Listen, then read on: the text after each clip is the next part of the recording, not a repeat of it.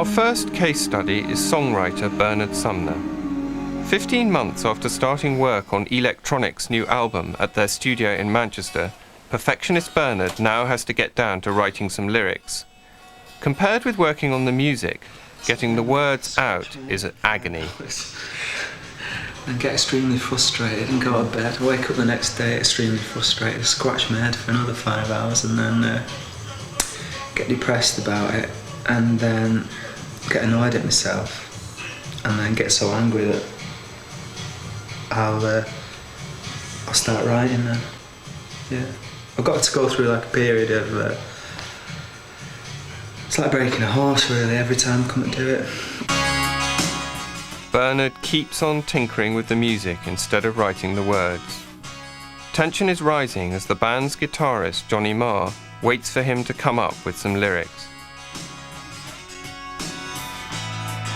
It's much easier for me to work, certainly with guitar, around a vocal that's already there.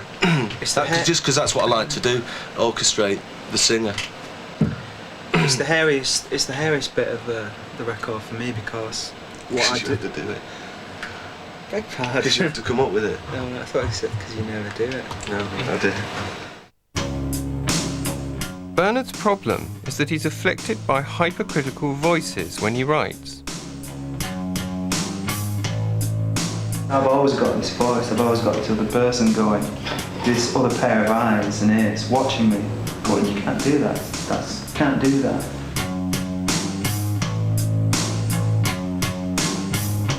These sorts of self-attacking voices are a classic symptom of mild depression.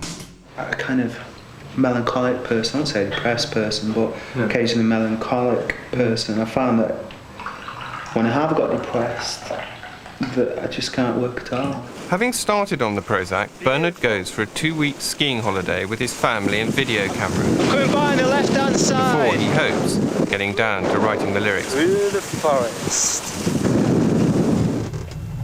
Do you feel a bit more ready to take things on with Prozac? Does it make you more positive?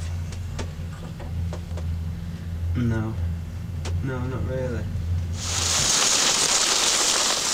James? I don't moan as much, do I? No. Do you find that I'm a person who moans a lot? Would you go so far as say I was generally miserable? Yeah, I would, generally, but not here, not at the moment. Since you've been taking the Prozac out, since we came on holiday? Since you've been taking it. Back in Manchester from his holiday, Bernard feels ready to start work on the lyrics.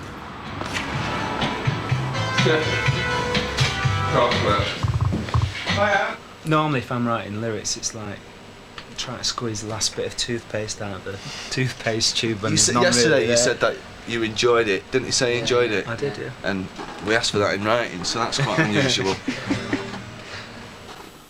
Bernard writes alone in a room adjoining the studio, using a tape of the backing music as a guide.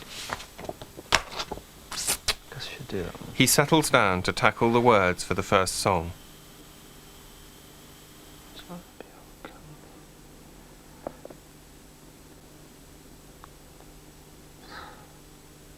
Since I've started on the Prozac, the flow of writing lyrics was good. I actually enjoyed it. I didn't put barriers in front of myself and hurdles in front of myself by overtly self-criticising myself. It was still a self-critical factor, but it wasn't destructive and it wasn't crippling.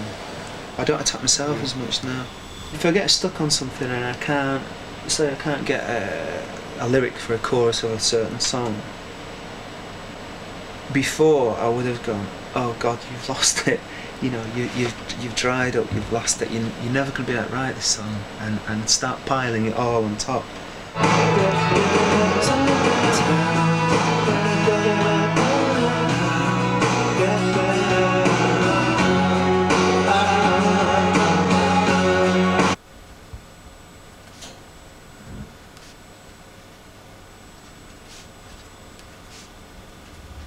There is a certain energy that can come out of a negativity, but it's a very fine dividing line whether it's constructive or crippling when you get too self-critical.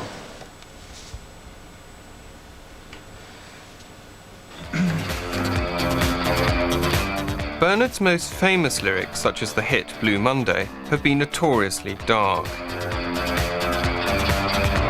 Tell me, how does it feel when your heart grows cold, grows cold, grows cold? He feels the Prozac has made his new lyrics less introverted. What I tend to write about now, rather than lyrics to be so introverted and inward-looking, maybe they're a bit more observational now, about the outside world and about people that I've known and about how the world looks to me rather than how I look to me. You know, sometimes you feel sad for no apparent reason.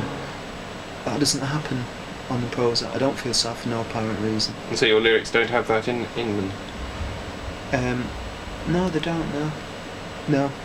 But that's not a bad thing. People might think, oh, you know, if they hear that then, oh, that's unrealistic then. But it's not, because when you do, if you do think back about things that have happened to you, they still seem sad to you. But it doesn't make you sad. Yes! Done. One song written.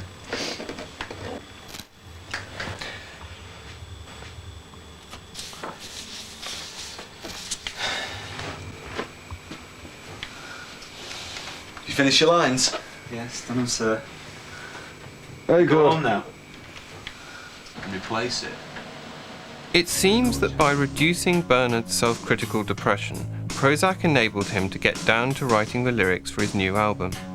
It made the words less negative, but without destroying his aesthetic judgment, as he was still able to tell that the words are less sad. It also changed his view of the musical backing. Before Prozac, the backing had a doom-laden quality to it.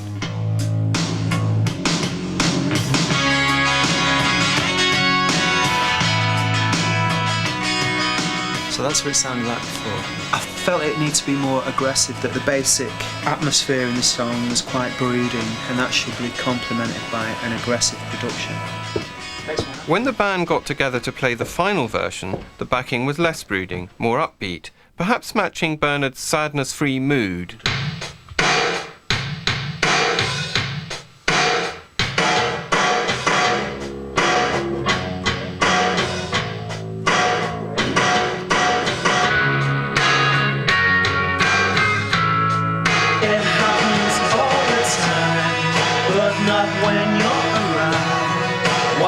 Some people shine while others touch the ground.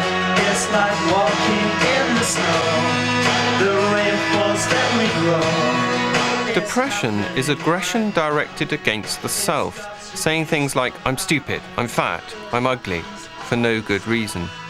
As Bernard found, Prozac often redirects aggression outwards, away from the self, enabling people to act more assertively and to think more constructively about themselves. The rain falls, then we grow.